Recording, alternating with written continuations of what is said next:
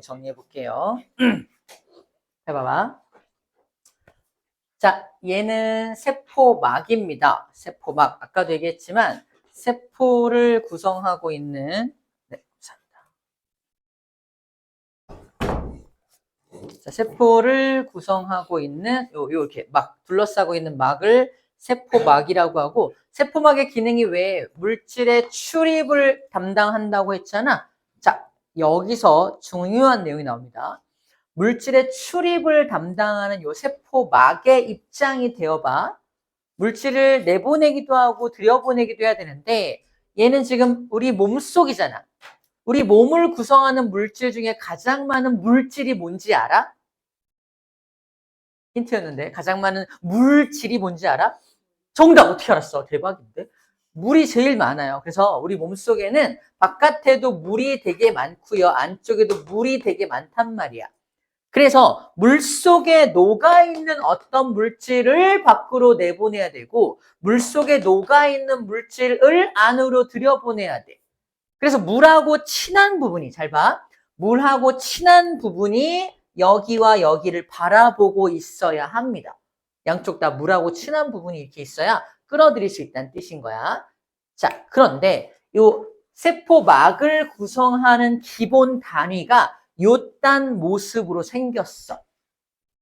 얘가 인산이라는 부분이고 얘가 지질이라는 부분이야. 쉽게 말해서 여기가 인 부분이고요. 여기가 지질 부분이야. 그래서 얘를 뭐라고 불러준다? 인지질이라고 불러줍니다. 인지질. 인지질. 인 부분이 이제 친수성 부분이라고 말을 하고요. 지질 부분을 소수성 부분이라고 말을 하는데, 친수라는 말은 물하고 친하다는 뜻이야. 여기가 바로 방금 우리가 이슈로 삼았던 물하고 친한 부분이 양쪽을 바라봐야 돼 그랬잖아. 여기는 물하고 안 친해. 안 친하고 누구랑 친하다? 기름하고 친해요. 오히려 소수라는 말이 뭐냐면 물하고 안 친하다는 뜻이야. 소원하다. 물하고 소원에 안 친하다는 뜻이에요. 소수성을 그래서 다른 표현법으로 얘는 기름하고 친하니까 친유성이라고 표현하기도 합니다. 써놓으세요. 소수성이라는 표현과 친유성이라는 표현은 같은 표현이에요. 기름하고 친해. 그럼 만약에 세포막이 인지질 이렇게 한 층으로 되어 있으면 문제가 생긴다는 거야. 바깥에 있는 물질은 안으로 들어올 수 있겠지. 얘 때문에. 친수성 부분 때문에. 하지만 이 안쪽에 있는 물질 나 좀 나가면 안 돼. 꺼져. 꺼져. 오지 마. 이럴 거 아니야. 물하고 기름은 상극이니까. 아예 진입 자체가 안 되는 거야. 물질이 나갈 수 있지만 들어올 수는 없겠죠. 그래서 한쪽만 이렇게 가능하면 안 되기 때문에 인지질 한 층으로 되어 있으면 물질의 출입을 조절할 수 없다고. 그래서 인지질 몇 층으로 되어 있다? 그림 자세히 보면 여기 봐봐. 인지질 이중층으로 되어 있는 거예요. 잠깐 확대해 보면요. 여기가 아이고 여기 한 층 보이죠? 아래 또 한 층 보이죠? 정확하게는 요렇게부터 여기까지입니다. 요렇게 인지질 한 층, 여기 이렇게 또 한 층 보여요? 그래서 양쪽, 이쪽도 친수성 부분이 바깥쪽을 바라보고 있고 이쪽도 친수성 부분이 안쪽을 바라보고 있게끔 설계가 되어 있는 거야. 그래서 인지질 이중층 구조여야만 한다는 거지. 여야만 한다는 겁니다. 세포막은 이렇게 보이지만, 그래서 이렇게 한 층으로 보이지만 자세히 들여다보면 이중층 구조로 되어 있다는 겁니다. 그런 이유로.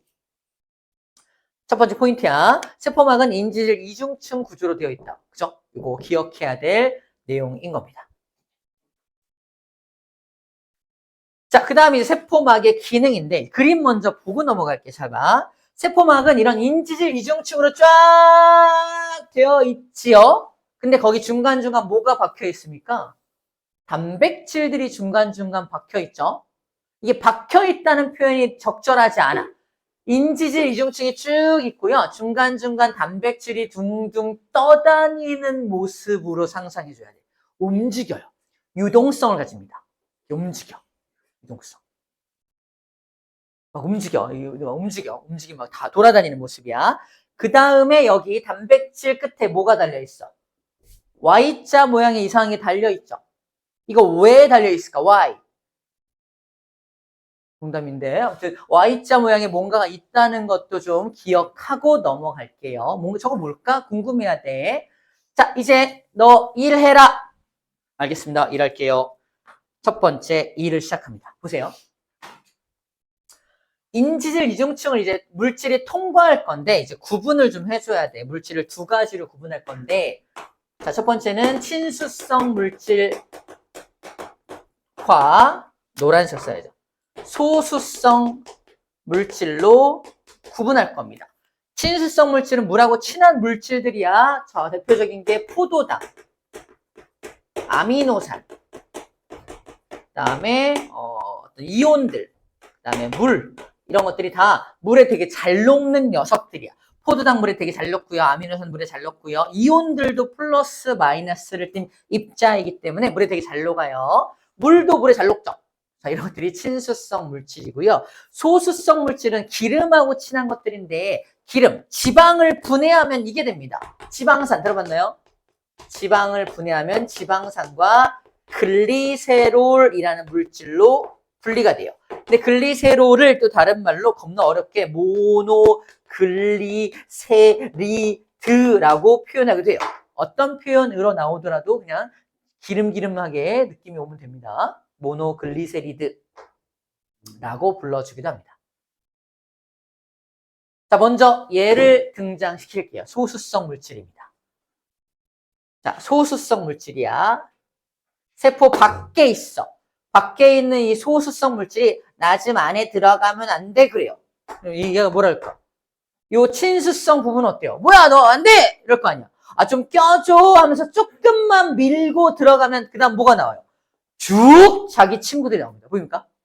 조금만 밀고 들어가면 쭉 통과가 가능하다고 말하는 거야. 다시 말해서 신기하게도 이런 소수성 물질들이 오히려 세포막을 직접 통과해요. 좀만 비벼주면, 좀만 이게 조금 압력을 가하면. 엄마 화장품, 우리가 쓰는 화장품이 약간 기름진 이유가 이거다. 기름기가 약간 있어야 피부 속에, 세포 속에 쏙쏙 들어가요. 오케이? 그래서 약간 기름기를 띤 이유가 이거야. 세포막을 직접 통과합니다. 세포막을 직접 통과해. 그래서 기름진 이런 지방산, 글리세롤 같은 것들이 오히려 세포막을 직접 통과할 수 있다라고 지금 말하는 거야. 플러스 알파로 얘는 소수성 물질은 아니지만 되게 조그만 거, 기체 성분, 모든 기체 성분들 되게 조그맣잖아. 조그만 것들도 그냥 통과가 가능해요. 사이 틈으로 그냥 통과가 가능하다고 생각하면 됩니다. 그래서 이렇게 소수성 물질을 포함해서 기체 성분까지가 어디로 통과한다? 이걸 단순 확산이라고 해요. 단순 확산이라는 방법으로 통과한다. 세포막을 직접 통과하는 방법을 단순 확산이라고 불러줍니다. 단순 확산으로 통과한다. 그래서 중요한 단어가 나오는 시험 문제예요. 단순 무슨 땡땡 확산. 확산이 뭐야, 확산? 확산 그럼 뭔가 이게 퍼져나가는 거가 떠오르죠? 확산. 좀 더러운 예지만 한번 할게요. 어허. 도망온 거야. 뭐 한 거죠, 내가? 방구를 끼고 도망쳤어요. 그죠? 여기다 방구를 이만큼 껴놨어. 그지? 하지만 곧 내가 도망쳤지만 여러분들은 곧 죽어가죠. 뭐 여기도 죽어갈 거 아니야? 왜 죽어가죠? 방구 분자가 남아있지 않고 퍼져나갑니다. 방구 분자는 왜 퍼져나갈까요? 농도를 다 맞추기 위해서. 고농도에서 저농도로 이동한다고 표현합니다. 물질이 많은 곳에서 물질이 적은 쪽으로 퍼져나간다고 표현해요. 이 현상을 뭐라고 한다? 확산이라고 불러줍니다. 방구 분자가 퍼져나갈 때 에너지가 필요할까? 아니야. 이게 되게 중요해. 에너지 필요 없어. 그냥 스스로 저절로 퍼져나가는 거야. 물질이 많은 쪽에서 물질이 적은 쪽으로 저절로 퍼져나가는 현상, 확산입니다. 에너지가 필요 없다는 거야. 그리고 이 그림 봐봐. 밖에 산소가 무려 7개가 있고요. 안쪽에 산소 몇 개 있어? 1개 있죠. 그래서 밖에서 안으로 산소가 들어가는 거야. 산소가 들어가고 있죠. 왜 이 방향으로만 들어가냐고 물어봅니다. 왜 이 방향으로만 들어가죠? 확산이야. 고농도에서 저농도로 움직이는 거라고. 시험 문제. 이럴 때, 이 확산이 되어갈 때 에너지 필요하니? 라고 물어본다고. 아니요, 필요 없어요. 라고 말해야 합니다. 아시겠죠? 단순 확산, 얘도 확산이기 때문에 에너지 따위는 필요 없습니다가 포인트가 되는 거예요. 에너지가 사용되지 않고 저절로 안으로 들어가요. 라고 지금 말하고 있는 겁니다. 이는 단백질의 도움 필요 없어요. 그냥 바로 세포막으로 통과하면 됩니다. 자, 이제 친수성 물질들을 들여볼게요. 포도당입니다. 똑같이 7개 있죠? 안에 하나 있죠? 확산에 의해서 들어갈 거야, 지금부터. 왜 들어갈래? 처음엔 좋아요. 나 들어가도 돼? 당연하지, 일로 와! 땡겨줍니다. 하지만 여기를 통과할 수 있어, 없어? 겁나 두꺼워. 미안해, 여긴 내 영역이 아니야. 이럴 거 아니야. 오래매, 몰라. 이런 거죠. 통과를 못해요. 너무 두꺼워. 요 소수성 부분이 너무 두꺼워서 이 포도당이 세포막을 직접 통과할 수 없습니다. 어쩌라고, 나 어떻게? 대신에 내 친구 소개시켜줄게. 누구? 얘입니다. 얘가 아까 그려져 있지 않은데 여기에 이제 Y자 모양의 이렇게 생긴 안테나 같은 게 있는 거야. 이 안테나가 어떤 역할을 하냐면 잘 들어. 포도당이 와서 딱 결합하면 띠리릭, 너 포도당이네. 알아보는 역할을 해요. 인식장치야. 그래서 이 단백질은 포도당만 통과시켜. 되게 중요해. 이 단백질은 포도당만 통과시키는 단백질이야. 안테나가 있어서 또 다른 포도당 말고 아미노산이 와요. 나 아미노산인데 나도 좀 들어가면 안 돼? 들어가면 안 돼? 그럼 얘가 띠디딕 인식불가 이런다고. 누구야? 이런다고. 안 열어줘. 문을 안 열어줍니다. 좀 심한 문제에 나올 수 있는 게 이런 거야. 단백질은 모든 종류의 친수성 물질을 통과시킨다. 저 하나의 단백질이 아니에요. 한 종류의 단백질은 한 종류의 물질만 통과시킵니다. 이게 포인트야. 그래서 인식장치가 필요한 거야. 어쨌든 얘가 포도당을 인식하는 단백질이기 때문에 포도당을 인식하면 잘 봐. 인식하면 문을 열어줘. 길을 쫙 열어서 쭉 통과시켜줍니다. 막을 직접 통과할 수는 없으니까 단백질의 도움을 받아서 통과할 수밖에 없다고요. 이 방법을 뭐라고 불러주냐면 단백질이 얘를 촉진시켜서 확산시킨다. 그래서 촉진 확산이라고 불러줍니다. 단백질로 인해서 촉진이 돼야 돼요. 촉진이 되어야 확산이 일어납니다. 근데 촉진 확산도 잘 봐. 촉진 확산도 확산이야. 그죠? 얘도 확산이야. 그러므로 뭐가 필요 없어? 에너지 필요가 없어요. 봐봐. 쌤이 방금 기능을 설명했잖아. 이 기능에 주목하면, 딱 안테나에 닿으면 이게 문을 열어야 되잖아. 문을 여는데 에너지가 필요하다고 착각하지 말라고요. 에너지 필요가 없어. 쟤도 일종의 확산이기 때문에 저절로 이런 일이 벌어진다고 생각하면 돼요. 이거 열어야 되고 인식해야 되고 에너지가 필요할 것 같은, 이러면 안 된다고. 자기 마음대로 생각하지 말라고, 제발. 에너지 필요할 것 같은 데가 아니라 절대 얘도 확산이기 때문에 에너지는 필요 없다라고 인식해야 됩니다. 아시겠죠? 에너지 필요 없이 저절로 촉진 확산이 일어납니다. 아미노산 마찬가지, 이온도 마찬가지, 물도 마찬가지. 이 방법으로 통과됩니다. 이 방법으로 통과가 돼요. 이걸 촉진 확산이라고 하고요. 이 단백질을 이제 막에 박혀 있는 단백질이라서 막단백질이라고 불러줍니다. 막단백질이라고 불러줘요. 막 만든 단백질이 아니야. 막에 박혀있는 단백질이 막단백질인 겁니다. 자, 이제 잘 생각해야 되는데요.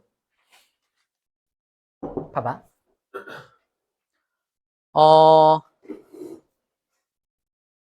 세포 안팎의 농도차라는 게 뭐냐면 이게 세포를 기준으로, 세포막을 기준으로 세포 바깥에 물질 하나가 나타난 거야.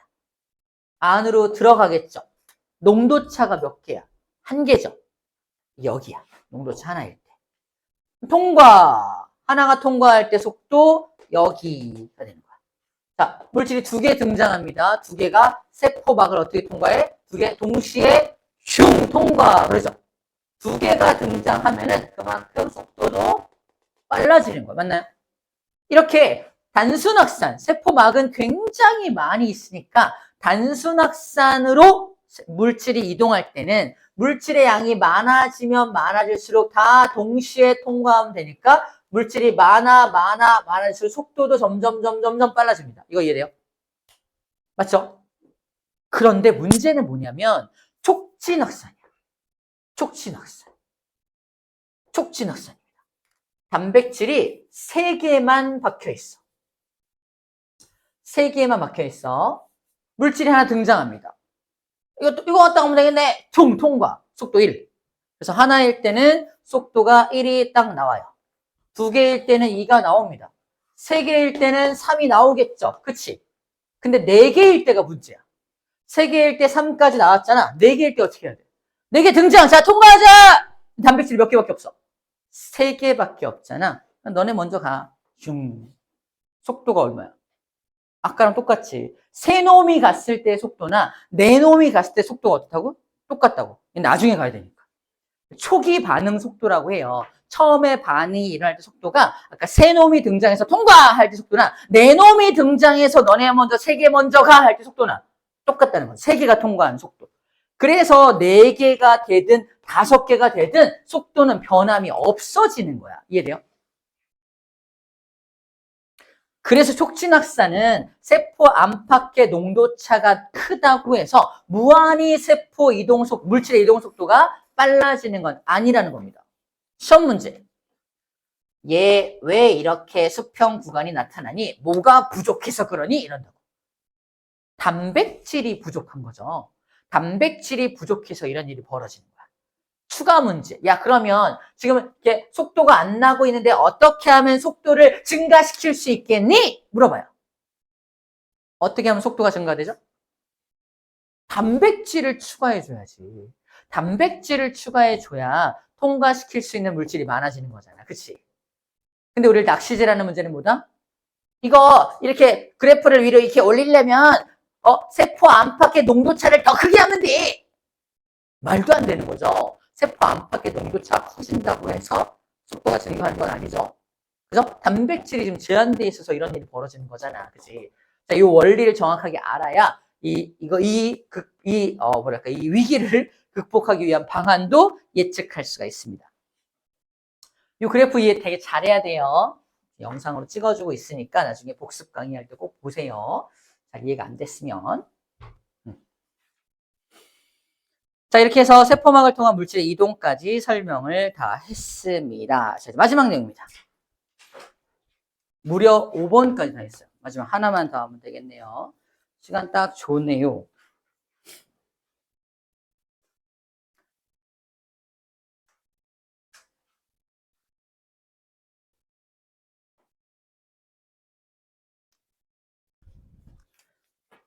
아주 오래된 개그 하나 할게요. 아주 오래된 개그.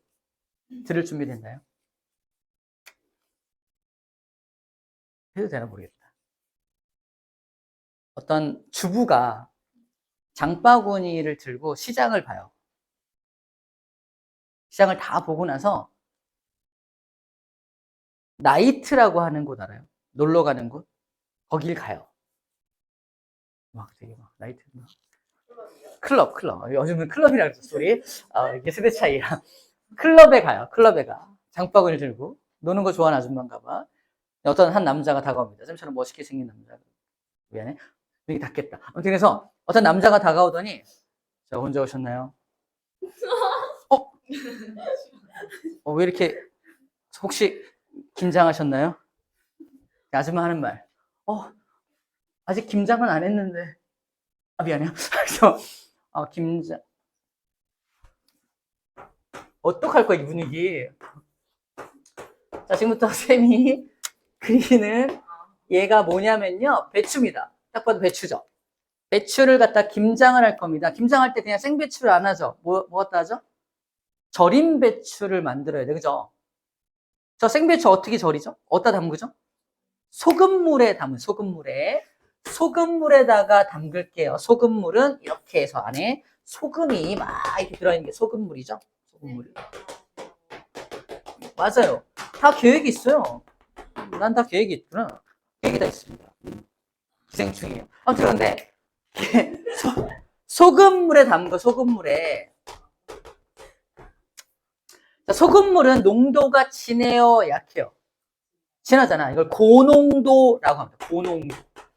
고농도. 상대적으로 배추가 저농도가 되는 거야. 저농도. 그러면 고농도에 있는 소금들이 겁나 많으니까 우리 확산의 원리에 의해서 더 농도를 맞추려고 노력할 거 아니야. 소금들이 움직여. 저 들어갈 거야! 아까 방구분자처럼 저 고농도에서 저농도로 방구랜다. 소금이 막 들어가려고 그래요. 들어가려고 한단 말이야. 근데 이 세포막은 소금을 통과시킬 수가 없어. 소금은 통과가 너무 커다래서 소금은 통과가 안 돼. 마찬가지로 똑같은 거야. 농도가 높은 용액, 고농도 용액이고요. 저농도 용액을 만들어 놓고 여기에 굉장히 많은 소금들이 들어있을 때 일로 소금들이 가려고 할 거 아니야. 이 그림처럼 용질이 일로 가려고 할 거 아니야. 근데 막혀서 못 간다고요. 너무 커서. 그 얘기하는 거야. 그러면 농도를 맞출 수 있어, 없어? 농도를 맞출 수 없죠. 그죠? 포기할까? 와, 즐겨. 안 포기해. 다른 방법을 찾아요. 농도를 맞출 수 있는 또 다른 방법 뭐가 있을까? 잘 들어. 물이 빠져나오면 돼. 그죠? 안 들려? 물이 빠져나오면 돼요. 물이. 안에서 밖으로 물이 빠져나오면 여기가 희석되면서 농도가 맞춰질 거 아니야. 그래서 이 배추에서 물이 빠져나와서 이게 흐물흐물 절여지는 겁니다. 절여진다는 게 물이 빠져나가면서 흐물흐물해지는 현상이 절여지는 거예요.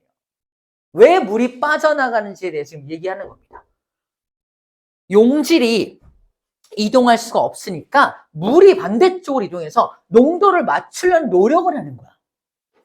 이 현상도 농도를 맞추기 위해서 노력하는 거니까 일종의 확산입니다. 맞죠?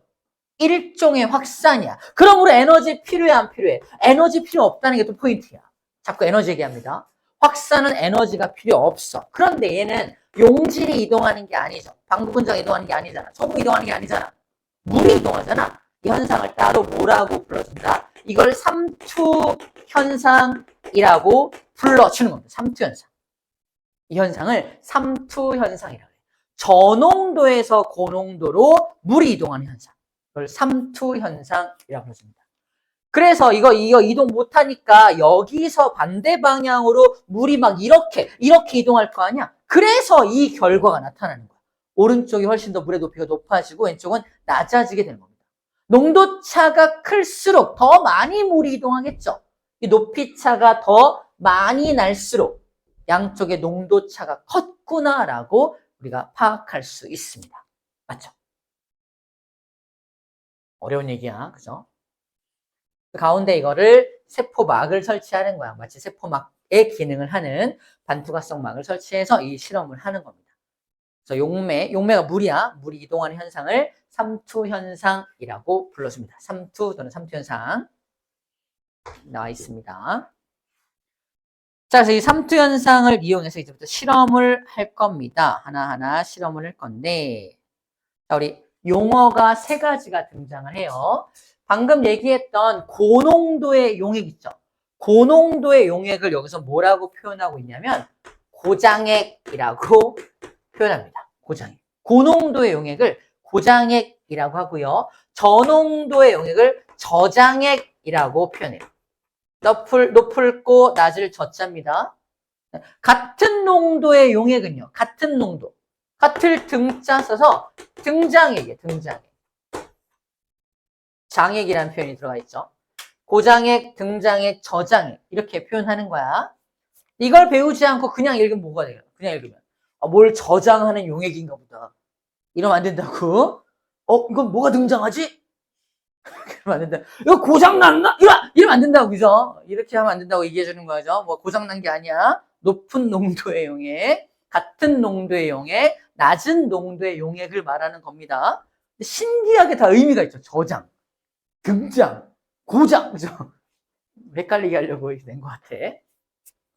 자, 이제 뭘 준비하냐면 적혈구를 준비합니다. 적혈구. 적혈구는 우리 몸속에 들어있는 세포죠. 적혈구를 저장액 속에 담글 거야.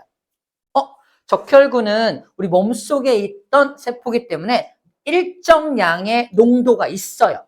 특정한 일정량의 농도가 있어서 저장액에 집어넣으면 바깥쪽이 저농도가 되고 안쪽이 상대적으로 고농도가 되는 겁니다. 그럼 물이 어디서 어디로 들어가겠어? 바깥에서 안으로 물이 들어가겠죠. 그래서 세포가 빵빵빵빵 커지는 거야.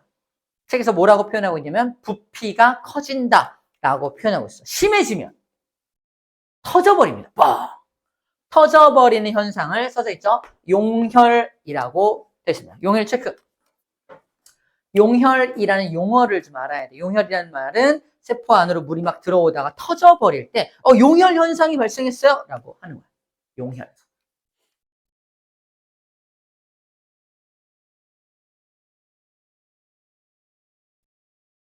그렇겠죠. 물이 막 들어오니까. 자, 이번에는 등장액에다가 저 적혈구를 넣어봅시다. 등장액. 같은 농도의 용액이니까 아무 일도 벌어지지 않겠죠. 시험 문제입니다. 등장액에 집어넣으면 물줄의 출입이 전혀 없다. 아니에요. 그림 잘 봐봐. 들어오는 양이 있고 나가는 양이 존재합니다. 들어오는 만큼 나가기 때문에 아무 일도 없는 것처럼 보이는 거야. 이해돼요? 이거 낚시질하기 좋겠죠. 이거 들어오는 양과 나가는 양이 같기 때문인 거야. 그래서 아무 일도 안 일어나는 것처럼 보이는 겁니다. 그리고 나서 다시 아까 거 봐봐. 아까는 그러면 물이 안으로 들어오기만 했을까? 아니야. 잘 봐봐. 나가는 것도 있어 없어? 있잖아. 그잖아. 안쪽에 물이 막 들어오면 내부에 압력이 생기기 때문에 물이 빠져나가기도 합니다. 근데 전혀 나가는 게 없다 그러면 또 틀린 말이야. 뭐라고 표현해야 돼? 들어오는 양이 나가는 양보다 많기 때문에 부피가 커지고 터집니다라고 말해야 되는 거야. 이해돼요? 요 바깥 나가는 그림 꼭 기억하라는 뜻입니다. 마지막 고장액에다가 넣어볼게. 고장액에다 집어넣으면 상대적으로 안쪽이 저농도잖아. 저농도에서 고농도로 뭐가 빠져나와? 물이 막 빠져나오겠네. 그러면 적혈구가 쭈글쭈글 조그매집니다. 쭈그러든다. 부피가 작아진다. 이렇게 표현하고 있죠. 쭈그러든다. 부피가 작아진다. 라고 표현합니다. 마찬가지야. 나가는 물의 양이 훨씬 더 많기 때문에 쭈그러드는 거야. 안으로 들어가는 거 있어 없어? 있어. 좀 작지만 있습니다. 서로 출입하는 거야. 자, 이게 동물세포인 적혈구를 가지고 실험을 한 겁니다. 자, 이제 식물세포를 갖다 실험할게요. 식물세포. 식물세포의 특징은 세포벽이 있죠. 안쪽에 세포막이 있죠. 미리 소개할게요. 세포벽 성분은 다른 말로 후형질이라고 불러줘요. 우리가 되게 오래된 나무한테 딱 가가지고 나무 껍질을 쑥 벗겨. 나무가 아파할까? 전혀 아파하지 않아요. 다 죽은 부분이야. 나무 껍질 이렇게. 마치 엄마, 아빠 발 각질 같은. 각질 막, 미안해. 더러운 얘기해서. 저런 얘기 많이 나온다. 막 각질을 벗겨내면 엄마, 아빠가 아파하나요? 시원해야죠. 농담이고. 아무튼, 죽어있는 부분이 있다는 거야. 죽은 세포, 각질, 우리 그런 것도 있는 것처럼 이 후형질이 죽은 부분이야. 세포벽이, 아까 쇠창살 같은 세포벽이 그냥 이 식물의 입장에선 죽어있는 부분이야. 그냥 자기 몸의 형태를 보호하기 위해 보호하긴 하지만 죽어있는 부분을 후형질이라고 불러주고요. 안에 있는 세포막은 물질의 출입을 담당하기 때문에 아까 막 인식도 해야 되고 너는 들어오고 너는 안 돼. 막 이렇게 살아있는 부분을 뭐라고 하냐면 이걸 원형질이라고 불러주는 겁니다. 이게 식물세포의 구조예요. 자, 식물세포의 구조를 알고 지금부터 다시 한번 문제를 볼게요. 이게 저장액에 넣은 거고요. 등장액에 넣은 거, 이게 고장액에 집어넣은 거야. 저장액에 먼저 넣어보자. 식물세포를 저장액에 풍덩 넣으면 바깥쪽은 저농도인데 안쪽이 상대적으로 고농도니까 물이 어디서 어디로 들어간다? 바깥에서 안으로 들어가겠죠? 들어가는 양이 훨씬 더 많습니다. 세포가 빵빵빵빵빵빵해지겠네요. 그죠? 세포가 점점 커지게 되면 부피가 커지게 돼요. 하지만 터지지는 않아요. 왜 그러죠? 밖에 세포 벽이 막아주고 있으니까 터지지는 않습니다. 용혈 현상이 일어나지는 않아요. 그쵸? 등장액에다 넣어볼게요. 등장액은 들어오는 물의 양과 나가는 물의 양이 같으니까 그 형태를 그대로 유지하게 되겠죠. 이게 문제 없습니다. 자, 이제 고장액이 문제인데 고장액에다가 집어넣으면 상대적으로 안쪽이 저장액이 되겠죠. 물이 어떻게 돼요? 물이 빠져나가죠? 물이 지금 빠져나가고 있는 그림이야. 물이 빠져나가면 어떻게 되겠어? 아까 동물 세포는 세포가 막 쭈글쭈글 조그매졌잖아. 얘는 어떻게 돼요? 세포막은 쭈글쭈글해집니다. 하지만 세포벽은 움직여 안 움직여? 안 움직이겠죠? 세포벽이 고정된 상태에서 세포막만 쭈그러드니까 무슨 일이 벌어지냐면 세포막이 세포벽으로부터 뜯어져서 이렇게 나옵니다. 뜯어서 나와. 벌어지는 거야. 이 벌어진 거 뭐야? 벌어진 거? 벌어지는 겁니다. 이 현상을 뭐라고 불러준다? 원형질이 분리된다라고 불러주는 거야. 써있죠? 이걸 원형질 분리라고 한다는 겁니다. 많이 물어봐요. 자, 이걸 고농도에 넣었을 때 세포벽과 세포막이 분리되는 현상을 뭐라고 하느냐? 막분리? 이러면 안 돼요. 원형질 분리라고 써줘야 됩니다. 이 말이 좀 어려워요. 원형질, 후형질. 후형질을 같이 기억해. 원형, 후형. 그래서 원형은 살아있는 거, 후형은 죽어있는 거. 원후. 그죠? 같이 기억하면 좋을 것 같아요. 자, 이렇게 세포들을 갖다 실험하는 것까지 알아봤습니다. 3투 예를 좀 볼게요. 3투에 쉬운 것부터 합시다. 시든 식물이 있어. 어저께 고기 먹느라고 상추를 먹었는데 남겼어. 다음날 상추가 시들시들합니다. 상추를 싱싱하게 먹는 방법? 물속에 담갔다가 한참 담갔다 먹으면 물이 안으로 막 들어가서 싱싱해서 나옵니다. 또는 꽃이 막 시들어 있을 때 분무기로 물 칙칙칙 뿌려주면 좀 살짝 살아납니다. 3투 현상으로 물이 안으로 세포 안으로 들어가기 때문인 거지. 그런 것들을 말하는 거야. 두 번째, 식물한테 비료를 많이 줘요. 식물한테 비료를 많이 줍니다. 식물한테 비료를 많이. 야, 잘 자라야 돼. 비료 막 겁나 많이 줘. 비료를 막 겁나 많이 주면 이 식물 어떻게 된다고요? 말라 죽어요. 아니, 물도 많이 줬어. 물도 줬어요. 물도 주고 비료도 많이 줬어. 근데 말라 죽는데 왜 그러죠? 비료를 많이 주면 상대적으로 바깥쪽이 고농도가 되고 식물 안쪽은 상대적인 저농도가 돼서 물이 빠져나옵니다. 식물에서 물이 빠져나와. 물이 막 빠져나오니까 아무리 물을 많이 줘도 물이 막 흘러나오니까 식물이 말라 죽게 되는 거야. 너무 사랑하는 마음에 식물한테 비료를 많이 주면 오히려 죽이는 꼴이 된다는 겁니다.